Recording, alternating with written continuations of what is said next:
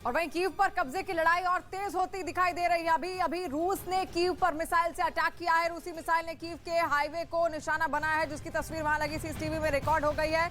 और हाईवे पर ट्रैफिक था, गाड़ियां तेज रफ्तार से भाग रही थी कि अचानक रूसी मिसाइल आकर गिरी, जिससे पूरा इलाका तबाह हो गया। पूरा इलाका धुएं से भर गया है। इस वक्त की तस्वीरें आप देख रहे हैं, लगातार महायुद्ध की महाविनाशशील तस्वीरें कीव यूक्रेन से। यूक्रेन ने रूसी फौज के एक मल्टी बैरल रॉकेट लॉन्चर को उड़ाने का दावा किया है। उसने बाकायदा इसका एक वीडियो भी जारी किया, जिसमें जंगल में खड़े रॉकेट लॉन्चर पर आसमान से बम गिरता दिखा। जैसे ही उस पर हमला हुआ, तेज धमाके के साथ चारों तरफ धुआं ही धुआं नजर आया।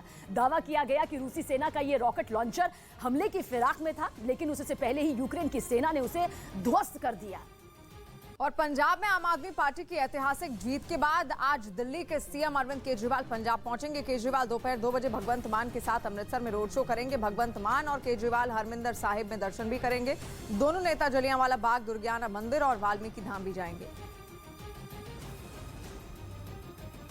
और इस वक्त की बड़ी खबर आ रही है, अमेरिका की उपराष्ट्रपति कमला हैरिस ने बड़ा बयान दिया है। उन्होंने यूक्रेन में रूसी कार्रवाई को लोकतंत्र से जोड़ा और कहा कि रूस के इस कार्रवाई से पूरे यूरोप में लोकतंत्र खतरे में है। पश्चिम मीडिया ने पहले ही ये बात सामने आ चुकी है कि रूस यूक्रेन के प्रधानमंत्री को उनके पद से हटाना चाहता है और उसकी जगह रूस समर्थित नेता को वहां पर बिठाना चाहता है। यूक्रेन ने रूसी फौज के एक मल्टी बैरल रॉकेट लॉन्चर को उड़ाने का दावा किया है। उसने बाकायदा इसका एक वीडियो भी जारी किया, जिसमें जंगल में खड़े रॉकेट लॉन्चर पर आसमान से बम गिरता दिखा। जैसे ही उस पर हमला हुआ, तेज धमाके के साथ चारों तरफ धुआं ही धुआं नजर आया। दावा किया गया कि रूसी सेना का यह रॉकेट लॉन्चर हमले की फिराक में था, लेकिन उससे पहले ही यूक्रेन की सेना ने उसे ध्वस्त कर दिया।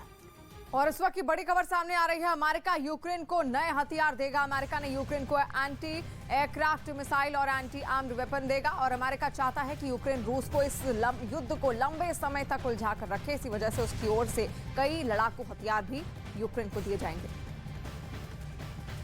पूर्वी यूक्रेन के वोल्नोवाखा शहर में रूस के समर्थन वाले अलगाववादियों और यूक्रेन के फौज के बीच भीषण जंग हुई और इस जंग में सबसे ज्यादा नुकसान शहर के रिहायशी इलाकों को हुआ, जिसे देखकर कुछ लोगों की आंखें नम हो गईं। वोल्नोवाखा पर कब्जे के लिए रूस के समर्थन वाले अलगाववादियों और यूक्रेन की सेना के बीच वहां आमने सामने की लड़ाई हुई, जिसमें शहर की ज्यादातर रिहायशी इमारतें खंडहर में तब्दील हो गईं। यहां तक कि शहर का एक पुराना चर्च भी इस जंग की भेंट चढ़ गया। सड़कों पर जले हुए टैंक और मारे गए सैनिकों के शव इधर उधर पड़े नजर आए। इस जंग में जिन लोगों के सिर से छत छिन गई, वो लोग कड़ाके की ठंड में खुले आसमान के नीचे आग के सहारे खुद की जान बचाने को मजबूर दिखे। बताया गया कि शहर पर कब्जे की ये जंग इतनी भीषण थी कि आम लोगों को अपनी जान बचाने के लिए सुरक्षित ठिकानों की ओर भागना पड़ा। इसलिए वहां के ज्यादातर इलाकों में सन्नाटा पसरा दिखाई दिया।